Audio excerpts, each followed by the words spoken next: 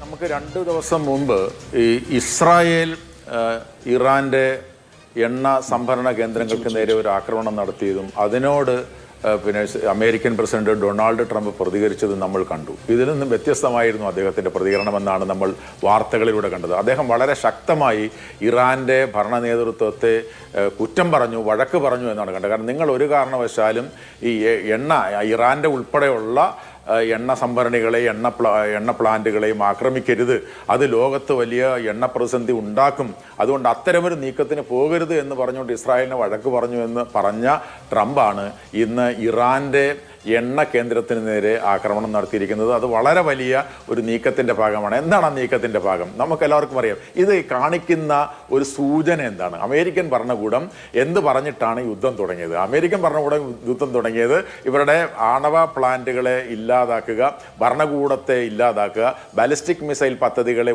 ഇല്ലാതാക്കുക, ഈ അവരുടെ സഹായികളായിട്ടുള്ള ഹമാസ്, ഹൂതി, ഹെസ്ബൊള്ള എന്ന് പറയുന്ന ആളുകൾക്ക് ഇവർ സഹായം നൽകാതിരിക്കുക, ഈ പറഞ്ഞ കാര്യങ്ങളൊക്കെ വെച്ചിട്ടാണ് ആക്രമണം തുടങ്ങിയത്. ആക്രമണം തുടങ്ങിയതിന് ശേഷം ഇപ്പോൾ നമ്മൾ ഇന്ന് 15ാമത്തെ ദിവസമാണ്. 15ാമത്തെ ദിവസം നമ്മൾ കാണുന്നത് എന്താണ്? ഈ ഭരണകൂടം മാറിയില്ല എന്ന് മാത്രമല്ല, ഭരണകൂടത്തെ ഞങ്ങൾ മാറ്റും എന്ന് മാത്രമല്ല, അതിനുശേഷം പരമോന്നത ഭരണാധികാരിയെ കൊന്നുകഴിഞ്ഞാൽ പിന്നാലെ വരുന്ന ആളിനെ ഞങ്ങൾ തീരുമാനിക്കുമെന്ന് പറഞ്ഞിട്ട് അവരുടെ തന്നെ ആളിനെ അവർ തീരുമാനിച്ചു. അതിനകത്ത് ട്രംപിന് യാതൊരു പങ്കുമില്ല എന്ന് മാത്രമല്ല, എന്താ ഇപ്പോൾ സംഭവിക്കുന്നത്? ഇവിടെ താങ്കൾ സൂചിപ്പിച്ചതുപോലെ ഇവിടെ നമുക്ക് ഈ ലോകത്തിൻ്റെ വിവിധ ഭാഗങ്ങളിൽ, അതായത് ഗൾഫ് രാജ്യങ്ങളിൽ മാത്രമല്ല, അമേരിക്കയിൽ മാത്രമല്ല, ഇന്ത്യയിലെ നമ്മുടെ അടുക്കളയിൽ വരെ നമ്മൾ ഈ യുദ്ധത്തിൻ്റെ പ്രതിസന്ധികൾ, യുദ്ധത്തിൻ്റെ പ്രശ്നങ്ങൾ, യുദ്ധത്തിൻ്റെ സങ്കീർണതകൾ നമ്മൾ അനുഭവിച്ചുകൊണ്ടിരിക്കുകയാണ്. ഇന്നലെ ഈ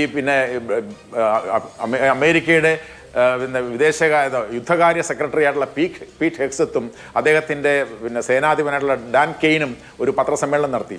ആ പത്രസമ്മേളനം നടത്തി അതിനകത്ത് ഈ ഡാൻ കെയ്ൻ എന്ന് പറയുന്ന ജനറൽ ഡാൻ കെയ്ൻ എന്ന് പറയുന്ന അവരുടെ സർവ്വസൈന്യാധിപൻ, സേനകളുടെ നേതാവായിട്ടുള്ള അദ്ദേഹം പറഞ്ഞത്, ഇത് വളരെ ഡേഞ്ചറസ് ആയിട്ടുള്ള, വളരെ കോംപ്ലക്സ് ആയിട്ടുള്ള യുദ്ധമാണ് നടക്കുന്നത് എന്ന് പറഞ്ഞാൽ, ഇത് വളരെ ഈ ട്രംപൊക്കെ പറയുന്ന പോലെ, പീറ്റ് ഹെക്സത്തൊക്കെ പറയുന്ന പോലെ വളരെ എളുപ്പത്തിൽ കാര്യങ്ങൾ നടത്തിയെടുക്കാം എന്ന തരത്തിലുള്ളൊരു യുദ്ധമല്ല.